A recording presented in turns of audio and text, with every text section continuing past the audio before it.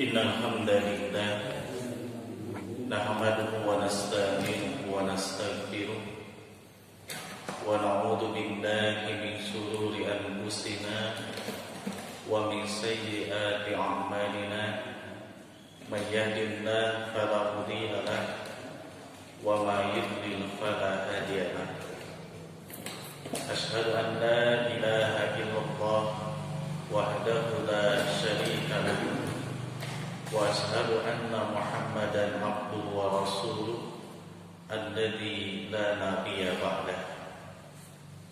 Faqala Allah ta'ala fil Qur'anil Karim, a'udzu billahi minasy syaithanir rajim. Ya ayyuhalladzina amanu ittaqullaha haqqa tuqatih wa la tamutunna illa wa antum muslimun. Hadirin hadirat ikhwati iman rahimakumullah. Alhamdulillah, puji dan syukur marilah kita panjatkan kehadirat Allah tabaraka wa ta'ala. Berkat limpahan rahmat dan karunia hidayah darinya, kita dapat kembali berkumpul, bermuajahah dan bersilaturahim dalam rangka bertaqarrub ilallah, mendekatkan diri kepada Allah Subhanahu wa ta'ala dalam bentuk ibadah, yaitu ibadah talabul ilmi. Mudah-mudahan Allah berkenan mengkaruniakan kepada kita ilmu yang bermanfaat sehingga mampu kita amalkan dan menjadi bekal untuk menghadap kepadanya kelak di yaumil akhir. Amin. Hadirin hadirat ikhwati iman rahimakumullah. Senang tidak mendengarkan cerita. Rata-rata sebagian besar manusia senang mendengarkan cerita. Apakah dia usianya masih anak-anak atau bahkan usianya sudah dewasa? Di dalam Al-Qur'anul Karim, Allah Subhanahu wa ta'ala menyampaikan firman-firman-Nya. Di antara firman-firman Allah Subhanahu wa ta'ala berisi sebuah cerita atau sebuah kisah. Dan cerita di dalam Al-Quran bukanlah sembarang cerita, dijamin 100% kebenarannya. Karena itu adalah kalamullah, kalam atau firman Allah Subhanahu wa ta'ala. Dan cerita di dalam Al-Quran syarat dengan hikmah, ibrah dan pelajaran bagi kita selaku hamba-hamba Allah Subhanahu wa ta'ala. Berbeda dengan cerita yang dibuat oleh manusia. Kadang ada cerita yang benar, tetapi kebanyakannya fiktif alias tidak benar. Apalagi cerita sinetron. Akan tetapi kebanyakan kaum muslimin lebih senang mendengarkan cerita sinetron atau cerita di dalam Al-Quran. Lebih senang mendengarkan cerita sinetron. Apalagi sekarang ada sinetron yang sedang digandrungi oleh ibu-ibu. Naon judulna, Bu? Tuh hafal gini. Ikatan Cinta senang. Si Al dan si Adin ya punya. Mudah-mudahan kita termasuk hamba-hamba Allah Subhanahu wa ta'ala yang senantiasa haus dengan tuntunan di dalam Al-Qur'anul Karim, bukan haus dengan tontonan. Hadirin hadirat ikhwati man rahimakumullah. Di antara cerita yang Allah Subhanahu wa taala sampaikan di dalam Al-Qur'an adalah cerita atau kisah tentang orang-orang Quraisy. Allah sebutkan di dalam surat apa? Di dalam surah Quraisy. Nah, insyaallah pada kesempatan subuh hari ini kita akan membahas tafsir Al-Quran surah Quraisy. Hadirin hadirat ikhwati iman rahimakumullah, surah ini di dalam mushaf Al-Quran adalah surah ke-106 dari 114 surah.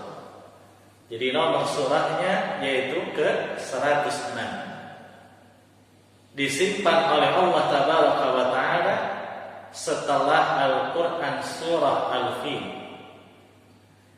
Para ulama ijma sepakat, dan ijma tersebut diantaranya dinukil oleh Ibnu Zawji rahimahullah ta'ala bahwa surah Quraisy diturunkan oleh Allah Subhanahu wa taala kepada Nabi Muhammad sallallahu alaihi wasallam di Mekah dan sebelum hijrah ke Madinah. Berarti termasuk golongan Makkiyah atau Madaniyah? Termasuk Makkiyah. Jumlah ayatnya ada berapa ayat? Badai datang halaman kan? Jumlah ayatnya hanya ada 4 ayat.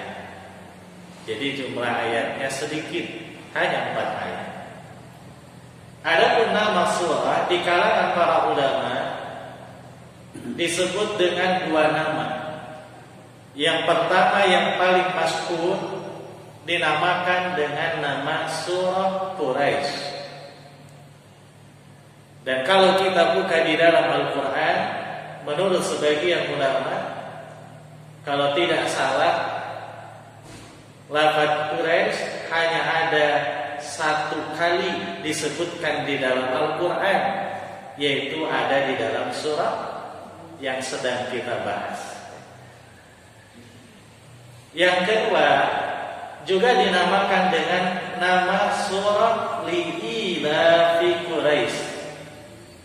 Lengkap 1 ayat pun dijadikan nama surah. Dan ini sudah biasa di dalam Al-Quran. Ada beberapa surah yang penamaannya diambil lengkap dari ayat yang pertama. Hadirin hadirat ikhwati iman rahimakumullah. Lalu apa munasabah keterkaitan antara surah Quraisy dengan surah sebelumnya, yaitu surah Al-Fil? Oleh para ulama, diantaranya di dalam kitab tafsir Al-Manar,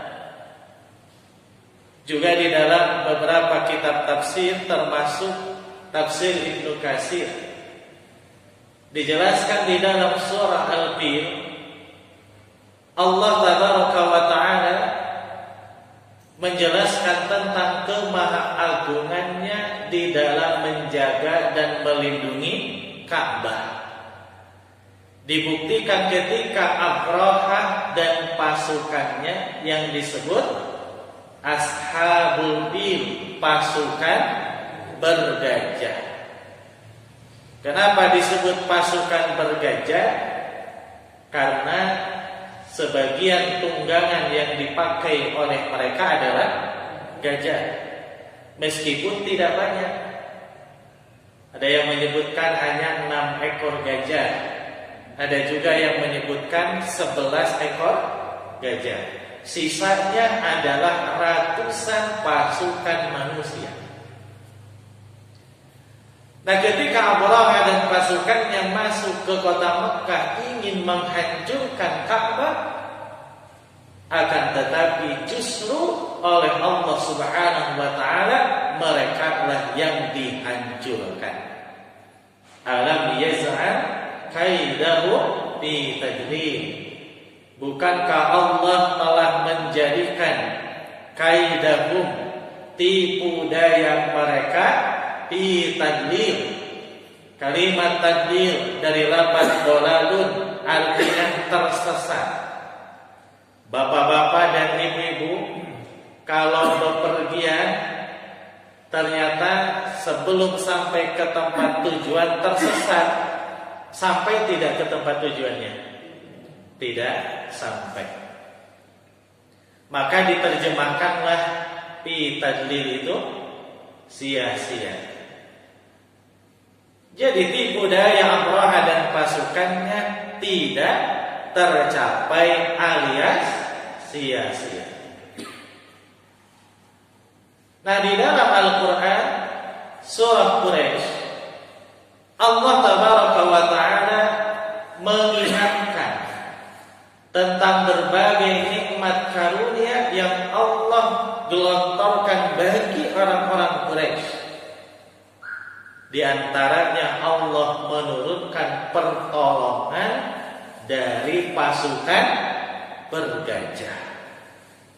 Kalau dapat nikmat maka mesti bersyukur. Wujud syukur itu adalah ibadah. Maka di dalam surah ini Allah berfirman, "Falyabudu rabb hadzal bait." Maka beribadahlah kalian kepada Rabb pemilik rumah ini. Maksudnya adalah Allah pemilik Ka'bah. Itu keterkaitan antara surah Al-Fil dengan surah Quraisy. Memang disebutkan di dalam beberapa hadis-hadis Rasulullah SAW, ada beberapa karunia, kenikmatan, keutamaan yang Allah Subhanahu wa Ta'ala berikan kepada orang-orang Quraisy. Di antaranya dalam hadis yang diriwayatkan oleh Imam Al-Baihaqi, bersumber dari seorang sahabiah yang bernama Ummi Hani binti Abi Thalib radhiyallahu anha.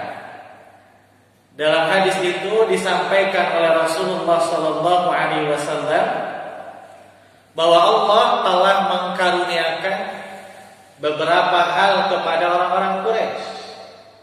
Di antaranya anni fihim, kata Nabi, sesungguhnya saya adalah bagian dari Quraisy. Jadi Rasulullah sallallahu alaihi wasallam itu orang Quraisy. Wa anna nubuwata fihim, dan sesungguhnya kenabian ada pada mereka. Maksudnya Nabi yang terakhir, Nabiullah, Nabi Rahman, la nabiyya ba'dah, tidak ada lagi nabi setelahnya, yaitu Nabi Muhammad sallallahu alaihi wasallam. Beliau diutus dari golongan Quraisy. Pak, Bu, biasanya ketika kita mendengar kata Quraisy, yang terbayang di dalam benak dan pikiran kita itu apa? Abu Jahal, Abu Lahab. Biasanya yang terbayang dalam benak dan pikiran kita orang-orang yang menyembah patung, orang-orang yang bersikap zalim.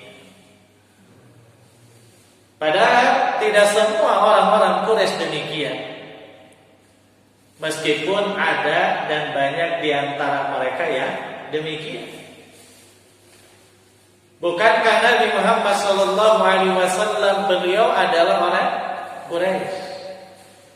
Bukankah para sahabat Khulafaur Rasyidin, Abu Bakar As-Siddiq, Umar bin Khattab, Utsman bin Affan, Ali bin Abi Thalib radhiyallahu anhu, mereka juga dari keturunan Quraisy? Bukankah para sahabat Muhajirin yang hijrah dari Mekah ke Madinah juga mayoritas adalah orang-orang Quraisy? Jadi di antara orang-orang Quraisy ada yang beriman kepada Allah, tapi juga ada yang tetap berada di dalam kesyirikan.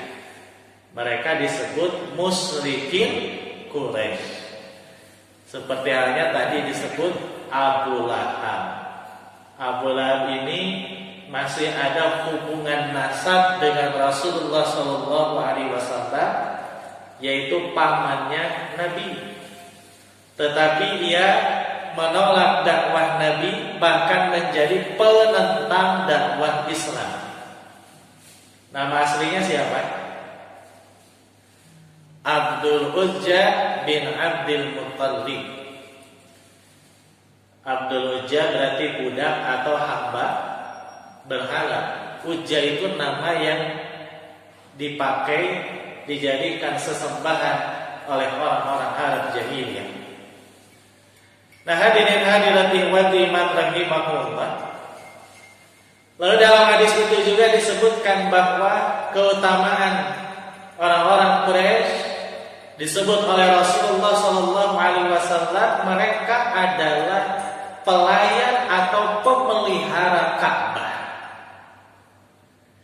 Yang keempat juga disebut Saqayatul Hajj, yang bertanggung jawab berkaitan dengan pengairan haji.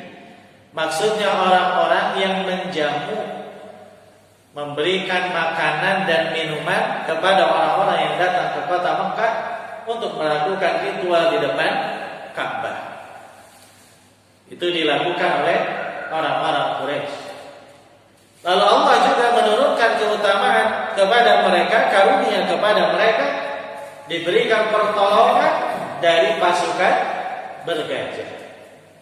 Dan Allah Subhanahu wa taala menurunkan satu surah di dalam Al-Qur'anul Karim yang isinya tentang orang-orang Quraisy. Nah, ini diantara karunia Allah Subhanahu wa taala, keutamaan yang Allah berikan kepada orang-orang Quraisy. Nah, dalam hadis yang lain yang diriwayatkan oleh Imam Muslim, Rasulullah Shallallahu Alaihi Wasallam pun menyampaikan di antara keutamaan orang-orang Quraisy.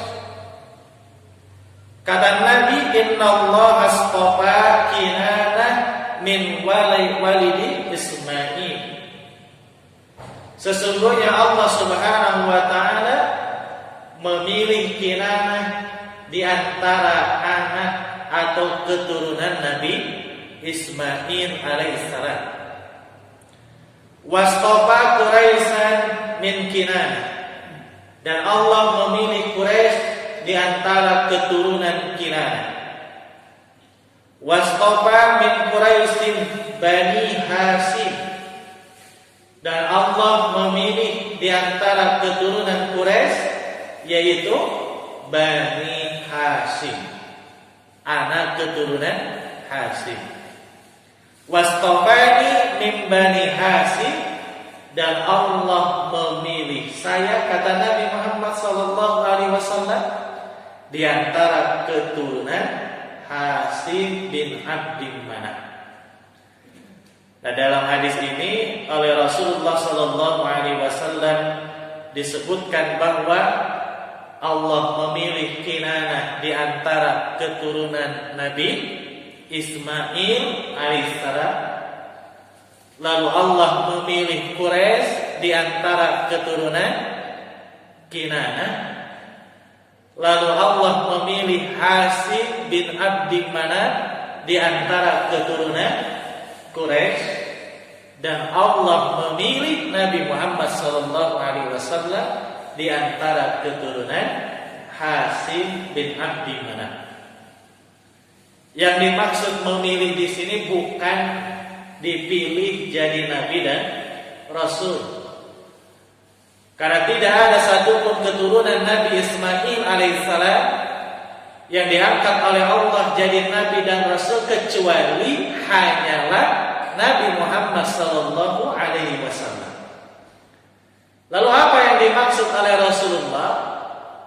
Nah, sebagian ulama menjelaskan hadis ini menunjukkan adanya keutamaan pada diri Kinanah, pada diri Quraisy, pada diri Hashim bin Abdi Manaf, termasuk pada diri Rasulullah sallallahu alaihi wasallam sebagai nabi dan rasul, manusia pilihan Allah Subhanahu wa taala, Begitu mulianya Nabi Muhammad SAW, tidak akan selesai 1 jam, 2 jam, 3 jam, bahkan lebih membahas tentang kemuliaan Nabi Muhammad SAW. Nah, apa keutamaan Kinanah? Apa keutamaan Quraisy dan Hasim bin Abdi Manaf? Nah, dijelaskan di dalam beberapa keterangan. Yang pertama, Kinanah. Kinanah ini adalah kakeknya Rasulullah SAW yang ke-13. Jadi kakek ke-13 Nabi Muhammad SAW. Beliau ini orang yang tidak bisa makan sendirian. Apakah maksudnya mesti disuapi, Pak Bu? Yang dimaksud tidak bisa makan sendirian bukan berarti mesti disuapi.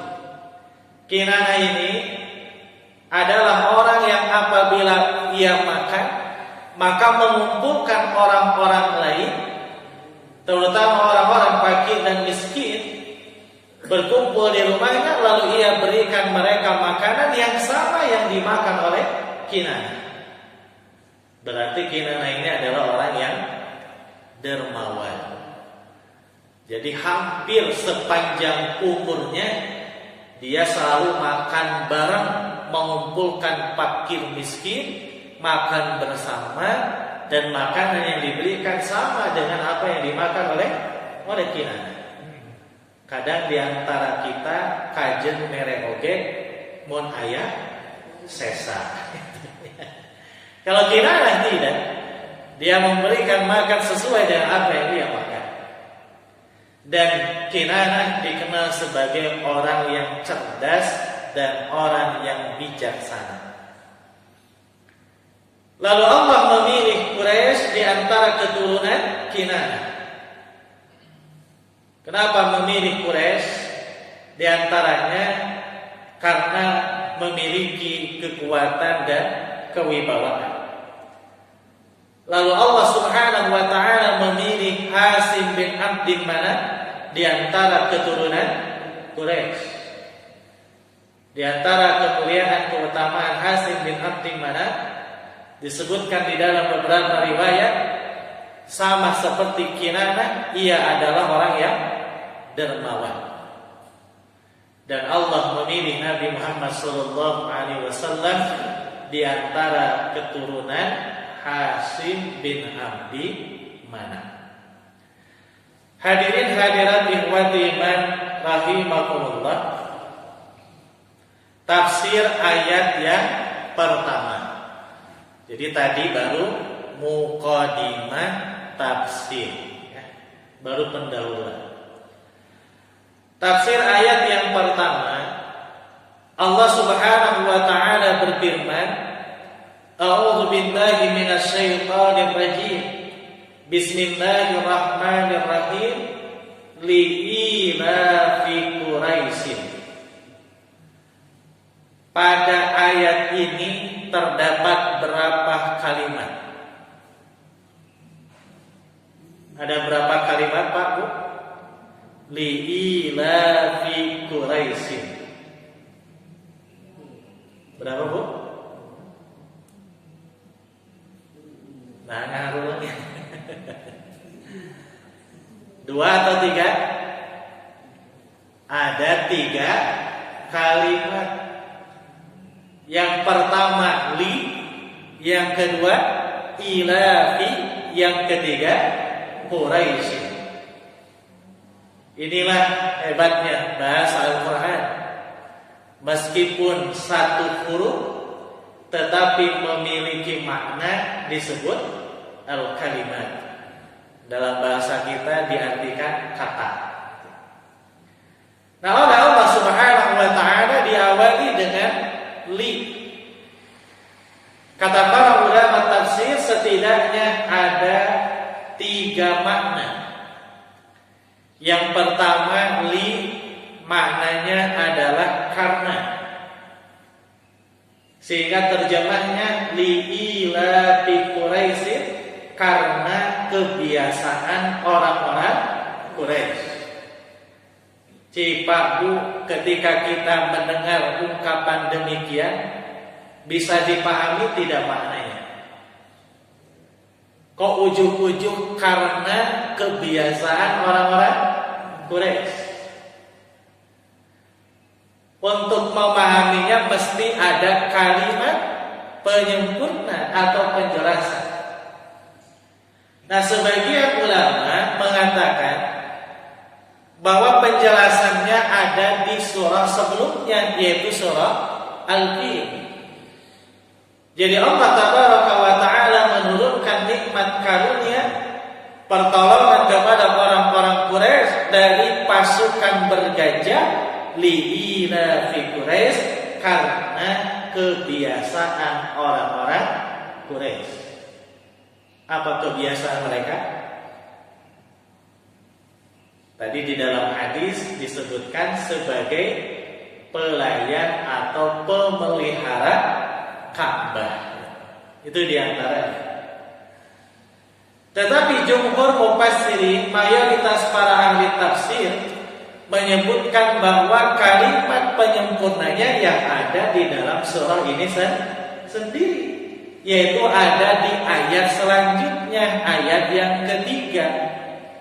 Li'ila bi Quraisyin, karena kebiasaan orang-orang Quraisy, ila bihim rihlatas sita'i was-saif, kebiasaan mereka adalah rihlah, maksudnya berjalan untuk berniaga, as-sita'i di musim dingin, was-saif dan di musim panas.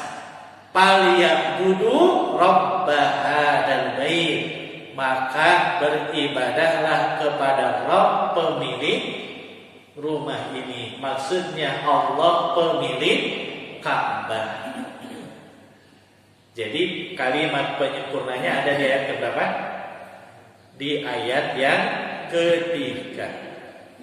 Jadi karena kebiasaan orang-orang Quraisy, Allah berikan karunia nikmat kepada mereka, rasa aman ketika mengadakan perjalanan dagang di musim dingin dan musim panas. Falyabudu rabb hadzal bait, maka beribadahlah kalian kepada Allah pemilik Ka'bah. Ini makna li yang pertama. Yang kedua, di kalangan para ulama juga dijelaskan bahwa li ini maknanya adalah ta'ajub. Takjublah dengan. Jadi li ila fi Quraisyin, takjublah dengan kebiasaan orang-orang Quraisy. Kalau diterjemahkan takjublah berarti sudah cukup, tidak perlu kalimat penyempurna atau penjelasan. Yang ketiga, juga ada ulama yang menjelaskan li pada ayat ini maknanya menunjukkan keheranan. Heranlah dengan kebiasaan orang-orang Quraisy. Mereka mengadakan perjalanan di musim dingin dan di musim panas. Oleh Allah diberikan rasa aman bagi mereka, tapi kebanyakan mereka tidak beribadah kepada Allah Subhanahu wa ta'ala. Ini makna li pada kalimat li ila fi Quraisyin. Setelah kata li, Allah menyebutkan ilafi. Lafaz ilaf, sebagian ulama menyebutkan asal katanya dari lafaz alifah. Arti asalnya adalah jinah, lindek atau bager. Sebagaimana yang disebutkan di dalam kitab Lisanul Arab. Atau juga bisa diartikan ilfun. Artinya adalah kebiasaan. Dan ini yang sering kita pakai ketika memaknai kata ila bimakna ilfun, yaitu kebiasaan. Jadi ila bi karena kebiasaan. Di ujung ayatnya Allah Tabaraka wa Ta'ala menyebutkan nama Quraisy. Pak Bu, Ali Quraisy teh apakah nama seseorang atau julukan bagi seseorang? Cik Pak Bu, Ali Quraisy teh apakah nama seseorang atau julukan bagi seseorang?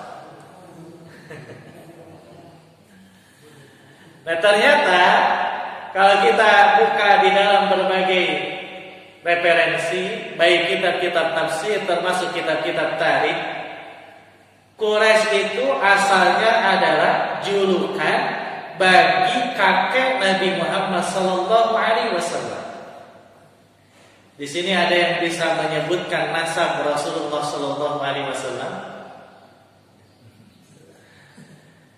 Nabi Muhammad SAW nasabnya didasarkan pada hadis yang sahih. Tidak ada perbedaan pendapat di kalangan para ulama sampai kepada Adnan. Nah di atas Adnan ada 42 keturunan sampai kepada Nabi Ismail alaihissalam. Di kalangan para ulama diperselisihkan tentang nama-namanya.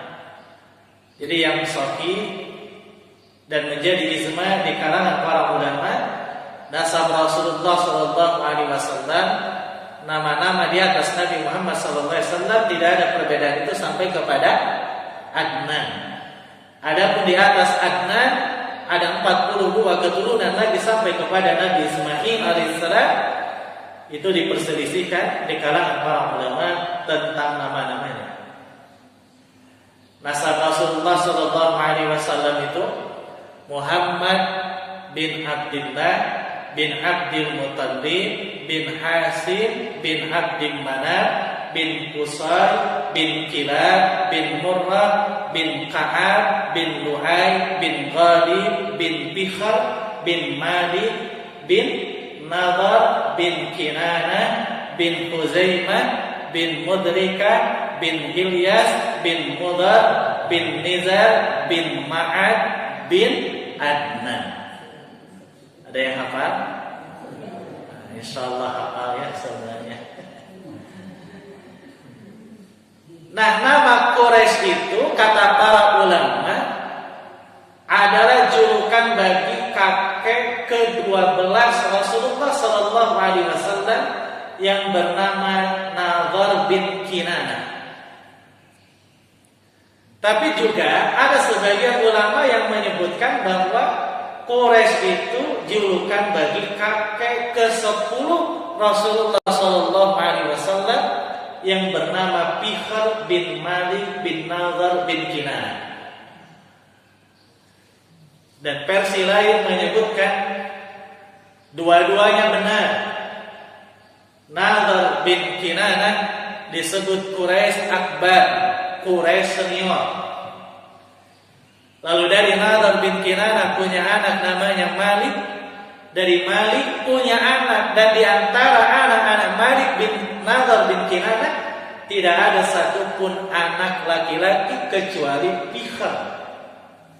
Sehingga disebutlah Bikhr ini Quraisy junior. Jadi ada yang menyebutkan Quraisy adalah julukan bagi kakek ke-12 Nabi Muhammad SAW, Nadhar bin Kinanah. Ada juga yang menyebutkan julukan bagi kakek ke-10 Rasulullah SAW, yaitu Bikhr bin Malik bin Nadhar bin Kinanah. Ada juga yang menyebutkan versi yang ketiga, kedua-duanya benar, bahwa Nadhar bin Kinanah Quraisy senior, sedangkan Bikhr bin Malik bin Nadhar bin Kinanah adalah Quraisy junior. Itu ya Bu. Nah, hadirin hadirat ikhwati iman rahimakumullah. Kenapa disebut Quraisy? Kalau kita rujuk dari sisi kajian bahasa, ternyata di kalangan para ahli tafsir ketika menjelaskan tentang makna Quraisy, setidaknya ada 3 versi. Yang pertama, Quraisy itu dari lafaz kirsun. Kirsun artinya ikan laut yang memangsa ikan-ikan yang lain. Lalu diterjemahkan kirsun itu adalah ikan hiu. Lah kok kenapa Nadhr bin Kinanah atau Bikhr bin Malik bin Nadhr bin Kinanah disebut Quraisy? Sedangkan di Mekah itu ada lautan atau tidak? Tidak ada. Tapi kok kenapa disebut Quraisy yang artinya kirsun, yaitu ikan hiu? Nah, dalam satu riwayat yang bersumber dari Abdullah bin Abbas radhiyallahu anhu dijelaskan bahwa Nadhr bin Kinanah ini pernah keluar dari kota Mekah untuk berniaga sampai di satu daerah harus melintasi lautan. Dia naik kapal, di tengah lautan ternyata ada ikan hiu. Ikan itu dibunuh oleh Nadhr bin Kinanah dengan tombaknya, lalu kepala ikannya dipotong dan kepala ikan hiu itu dibawa ke kota Mekah. Jadi Nadhr bin Kinanah yang membunuh dabah min dawabil bahr. Jadi binatang di antara binatang laut yang dimaksud adalah ikan hiu, lalu kepalanya dibawa ke kota Mekah. Yuqalu laha Quraisy. Lalu ikan itu disebutlah oleh orang-orang Arab, orang-orang Mekah ketika itu dengan sebutan Quraisy. Maka Quraisy menjadi julukan bagi Nadhr bin Kinanah. Ini yang pertama. Yang kedua, ada juga yang menyebutkan dari lafaz qarsun.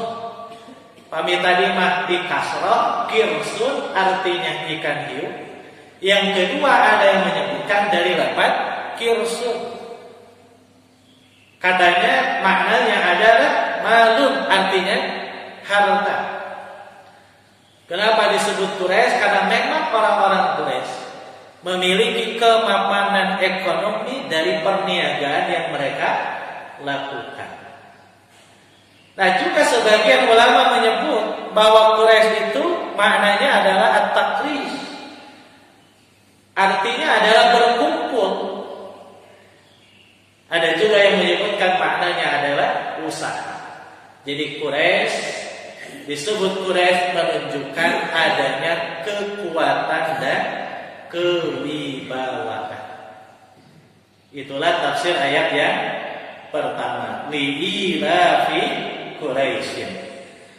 Ayat yang kedua Allah jelaskan apa kebiasaan orang-orang Quraisy itu, ilafihim rihlatas sita'i was-shayf. Kebiasaan mereka adalah rihlah.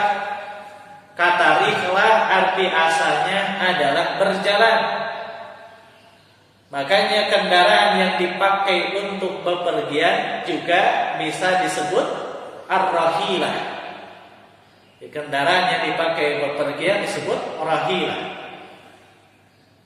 Nah, yang dimaksud oleh Allah Subhanahu wa taala rihlah di sini, bepergian di sini bukan untuk tamasya, tetapi untuk tujuan dagang atau berniaga. As-sita'i di musim dingin, was-shayf dan di musim panas. Ketika musim dingin, orang-orang Quraisy pergi kemana? Mereka berdagang ke Yaman. Dan ketika musim panas, mereka berdagang ke Syam. Kalau sekarang itu Palestina, Suriah, Lebanon, Yordan. 4 negara itu dulunya dinamakan Syam. Nah, oleh Allah Subhanahu wa taala disebutkan kebiasaan orang-orang Quraisy di dalam ayat yang kedua adalah mengadakan perjalanan untuk berjual beli, untuk berdagang pada saat musim dingin dan musim panas. Pak Bu, apakah kebiasaan tersebut istimewa atau tidak? Kok kenapa sampai oleh Allah Subhanahu wa taala disebutkan di dalam Al-Qur'anul Karim? Dulu itu Pak Bu, kota Mekah adalah wadi lembah yang ada di dataran rendah. Dan ketika itu tidak ada tumbuh-tumbuhan karena memang tidak ada sumber air. Sehingga gersang. Kita ingat ketika kisah Nabi Ismail alaihissalam dan ibunya yaitu Hajar, oleh Allah Subhanahu wa taala diperintahkan kepada Nabi Ibrahim alaihissalam untuk mengasingkan keduanya ke kota Mekah. Sampai di Mekah tidak ada sedikit pun sumber makanan dan minuman. Namun Allah Subhanahu wa taala takdirkan pada saat itu muncul air Zam-Zam setelah ibunya Nabi Ismail alaihissalam bolak-balik antara Safa dengan Marwah untuk mencari air diberikan kepada Nabi Ismail alaihissalam. Allah takdirkan muncul sumber air yang disebut dengan air Zam-Zam. Nah, kalau kita baca di dalam Al-Quran, di antaranya dalam Quran surah Ibrahim ayat 37, Allah menyebutkan bagaimana kondisi kota Mekah ketika itu. Di dalam doa Nabi Ibrahim alaihissalam, beliau berdoa kepada Allah, Rabbana inni askantu min dzurriyyati biwadin ghairi dzi zar'in. Ya Allah, sesungguhnya aku telah menempatkan sebagian keturunanku biwadin, di satu lembah ghairi dzi zar'in, yang tidak ada tanaman. Berarti tandus, gersang, lembah, tidak ada sumber makanan. Itu kondisi Mekah ketika itu. Namun tentu Allah Subhanahu wa taala menurunkan perintah kepada siapapun pasti ada hikmah di balik perintah Allah Subhanahu wa taala tersebut.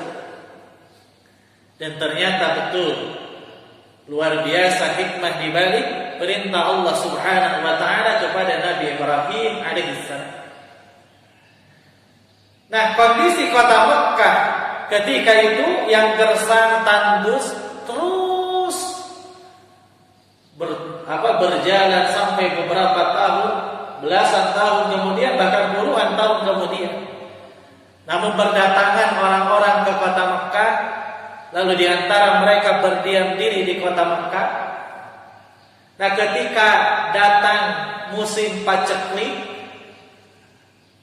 artinya kemarau yang sangat panjang, banyak di antara keturunan Quraisy mereka kelaparan.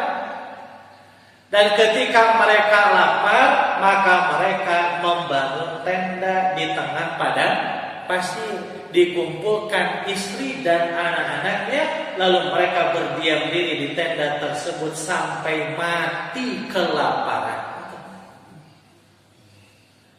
Jadi saking beratnya hidup di kota Mekah ketika itu, orang-orang Quraisy ketika masuk musim paceklik, ada kebiasaan di antara mereka membangun tenda di tengah padang pasir, lalu mengumpulkan keluarganya yang kelaparan tersebut, berdiam diri sampai mati kelaparan.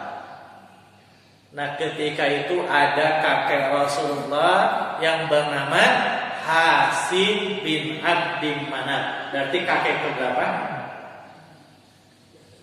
Muhammad bin Abdullah bin Abdul Muttalib bin Hasim bin Abdi Manaf. Berarti kakek kedua setelah Abdul Muttalib.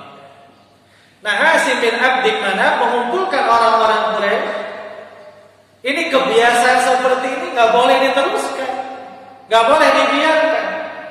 Kalau dibiarkan maka orang-orang Quraisy pasti akan habis. habis mati kelaparan. Maka Hasim bin Abdi Manaf ia mengusulkan agar berdagang keluar kota Mekah. Inilah munculnya pertama kali as-sitai was-sayy, berjual beli berdagang di musim dingin dan di musim panas. Berarti keluar dari kota Mekah.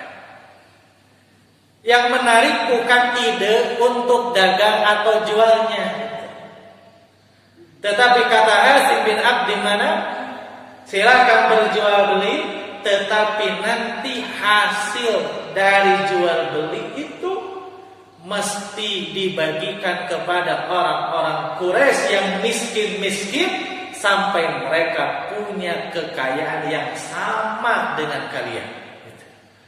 Luar biasa tidak Pak? Luar biasa.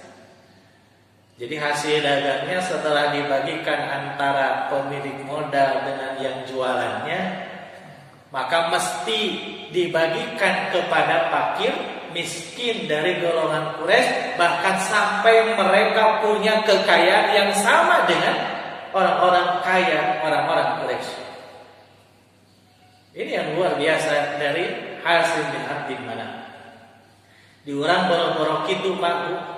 Kadang antara pemilik modal dengan orang yang menjual barangnya seringkali terjadi gesekan. Bahkan ada yang bareng-bareng dengan keluarga karena urusan dagang bisa putus hubungan silaturahmi, karena memang tidak dibarengi dengan keimanan kepada Allah Subhanahu wa taala. Nah, hadirin hadirat man rahimakumullah. Nah, Allah sebutkan di dalam ayat yang kedua, ila bihim rihlatas sitai was-sayy. Maksudnya Allah Subhanahu wa taala memberikan karunia rasa aman kepada mereka ketika melakukan perjalanan untuk berniaga di musim dingin dan musim panas. Jadi dulu itu banyak penjara, banyak penjahat. Tapi ketika orang Quraisy berniaga keluar kota Mekah, tidak ada satupun yang berani mengganggu orang-orang Quraisy. Karena memang ada kaitan dengan faktor sejarah, di antaranya Allah turunkan pertolongan kepada mereka ketika menghancurkan pasukan bergajah. Juga ada kaitan dengan orang-orang Quraisy adalah pemelihara Ka'bah ketika itu, sehingga tidak ada yang berani mengganggu orang-orang Quraisy ketika mereka berniaga as-sitai was-sayy. Allah berikan rasa aman kepada mereka. Ini diantara nikmat karunia yang Allah berikan kepada orang-orang Quraisy. Itu ayat yang kedua. Ayat yang ketiga kita percepat karena waktu ya. Allah sebutkan falyabudu rabb hadzal bait. Maka beribadahlah kalian kepada Rabb pemilik Ka'bah. Dalam ayat tersebut Allah Subhanahu wa taala mengingatkan sekaligus memerintahkan untuk beribadah kepada Allah. Kenapa oleh Allah tidak disebut falya'budullah, tetapi yang disebut Rabb hadzal bait? Nah, hanya Pak Bu, Allah tidak berfirman falya'budullah langsung disebutkan, maka beribadahlah kepada Allah. Tapi dalam ayat ini disebut oleh Allah Rabb hadzal bait, Tuhan pemilik Ka'bah. Kenapa? Untuk menunjukkan, menegaskan bahwa Ka'bah adalah milik Allah Subhanahu wa taala, bukan patung-patung yang ada di dalamnya ketika itu disembah oleh orang-orang Arab jahiliyah, oleh orang-orang musyrikin Quraisy. Jadi ibadah itu kepada pemilik Ka'bah, yaitu Allah Subhanahu wa taala. Artinya penegasan dari Allah Subhanahu wa taala bahwa Allah jelas adalah zat yang maha agung, maha mulia, maha memiliki segala sesuatu, termasuk Allah yang maha memiliki Ka'bah. maka sembahlah Allah, bukan menyembah yang ada di dalam Ka'bah. Lalu dalam ayat ini juga oleh Allah Subhanahu wa taala dengan tegas menggunakan kata Rabb, tidak berfirman falyabudu hadal bait, maka beribadahlah kalian kepada Ka'bah, tidak, tapi falyabudu rabb hadal bait. Ini mengingatkan kita kepada sabda Rasulullah sallallahu alaihi wasallam bahwa ketika kita melakukan ibadah haji dan umrah bukan untuk beribadah kepada Ka'bah, melakukan tawaf, mencium hajar aswad dan melakukan ritual ibadah haji dan umrah lainnya bukan untuk menyembah Ka'bah, tetapi karena semata-mata perintah Allah Subhanahu wa taala pemilik Ka'bah. Inilah kenapa menggunakan kata Rabb hadzal bait. Ayat yang terakhir Allah Subhanahu wa taala berfirman, "Alladzi at'amahum min zu'in wa amanahum min khauf." Jadi Allah Subhanahu wa taala memberikan kepada mereka nikmat karunia makan dari kelaparan, dan Allah Subhanahu wa taala memberikan keamanan dari rasa takut. Ada berapa nikmat yang Allah sebutkan dalam ayat ini? Ada dua. Satu, nikmat pangan, yaitu kaitan dengan kebutuhan makan. Yang kedua, nikmat rasa aman. Yang pertama yang oleh Allah sebutkan dalam ayat ini, at'amahum. Allah Subhanahu wa taala memberi mereka makan. Tidak disebutkan Allah mengenyangkan mereka. Kenapa? Karena memang Islam mengajarkan makanlah ketika lapar dan berhenti sebelum kenyang. Tapi di kita kadang terbalik, makan meskipun tidak lapar dan tidak berhenti walaupun sudah kenyang. Justru Islam mengajarkan banyak-banyaklah melakukan ibadah saum, yaitu saum-saum yang hukumnya sunnah, termasuk dalam pola makan berhenti sebelum kenyang. Makanya ada hikmah kenapa disebut at'amahum, tidak disebut asba'ahum, mengenyangkan mereka. Lalu disebut at'amahum min zu'in, diberi makan dari rasa lapar, karena memang menunjukkan bahwa kondisi ketika lapar itu adalah kondisi yang berat. Dan ini mengingatkan kepada mereka, orang-orang Quraisy, bagaimana kondisi mereka ketika itu, ketika datang paceklik, mereka kelaparan, bahkan ada yang mati kelaparan. Maka Allah ingatkan nikmat karunia kepada mereka. Allah berikan makan ketika mereka lapar, maka bersyukurlah dengan beribadah kepada Rabb pemilik Ka'bah, yaitu Allah Tabaraka wa Ta'ala. Dan Allah pun sebutkan nikmat yang kedua, diberi nikmat rasa aman.